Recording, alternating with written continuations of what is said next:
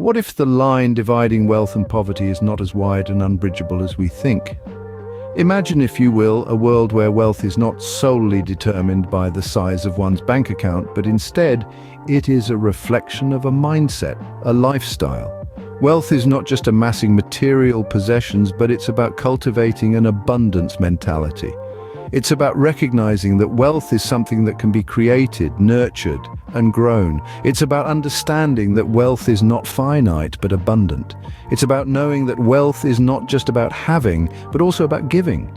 On the other hand, poverty is not just a dearth of material possessions, it's also a state of mind. It's about feeling constantly limited, restrained, and restricted. It's about believing that there's never enough to go around.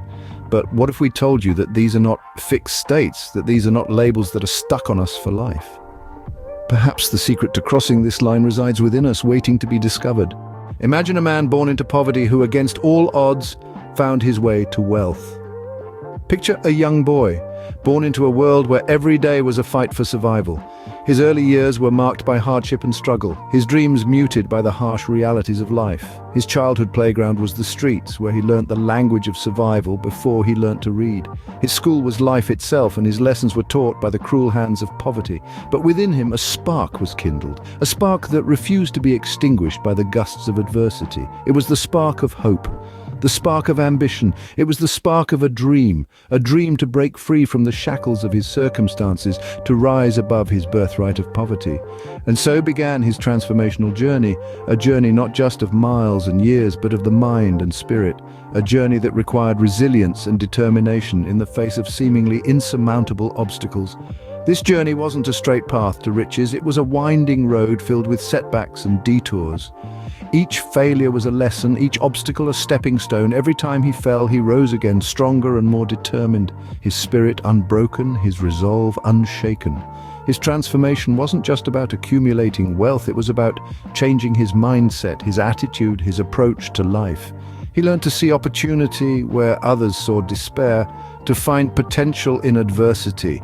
He learned that wealth isn't just about the size of your bank account, but the richness of your spirit, the wealth of your character. This man, born into poverty, transformed himself into a man of wealth, not because he was lucky or because he was given a handout, but because he chose to. He chose to change, to fight, to persevere. He chose to believe in himself, in his potential, in his dream. His journey is a testament to the power of the human spirit and the capacity for change. So, what can we learn from his journey? The lessons are profound and transformative. We learn that wealth is not simply a matter of material possessions, it's a state of mind.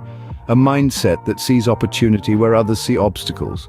A mindset that is resilient, that refuses to be held back by circumstances. It is this mindset that changes the game, turning poverty into wealth. We learn about the power of determination, the power to keep going when the going gets tough. The power to persevere, to keep pushing, even when the odds seem stacked against us. We learn about the potential that resides within each one of us, the potential for change, for growth, for transformation, the potential to rise above our circumstances and create a better life for ourselves. The key takeaway is this: poverty is not a life sentence, it can be overcome. Remember, the journey from poverty to wealth begins with a single step, a step that each one of us has the power to take.